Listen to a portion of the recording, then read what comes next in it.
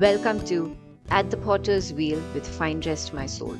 Passionate restoration. The Bible says in Lamentations chapter 3 verses 22 and 23, because of the Lord's great love, we are not consumed, for his compassions never fail. They are new every morning. Great is your faithfulness. To lament is the act of lamenting or expressing grief.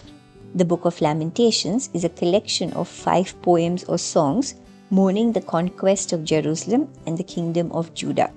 The authorship of this book is traditionally ascribed to Jeremiah. The prophet and his fellow Jews lament the devastation of their beloved city at the hands of the Babylonians. The Book of Lamentations reminds the readers that sin, in spite of all its allurement and excitement, carries with it the heavy weights of sorrow, grief, misery, barrenness, and pain. In chapters 1 and 2, Jeremiah wrote mainly as Jerusalem personified. Now, in chapter 3, he moves to write as the voice of an individual sufferer, referring not just to himself, but to many others who have seen affliction and knew that it came as God's discipline. In verses 19 and 20, we find the prophet is not prescribing positive thinking for this deep affliction.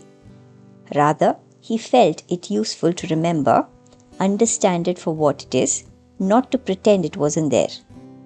And then, in verses 22 and 23, he points to God. Jeremiah reminds the audience that the faithfulness of God is indeed great. The Lord is lovingly faithful to his covenant promises. The great love and compassion of the Lord is new every morning. It is beyond measure. God's covenant mercy or beneficial action on his people's behalf never ceases, even in the face of Judah's unfaithfulness. This kind of mercy goes beyond the second mile, replacing judgment with restoration. God is willing to begin anew with those who repent. Each day presents another opportunity to experience God's grace. In what areas of your life do you need the Lord's restoration and healing? Would you turn to him in repentance, trusting his compassion and grace? Let's pray together. Lord, restore me in your compassion and grace, I pray.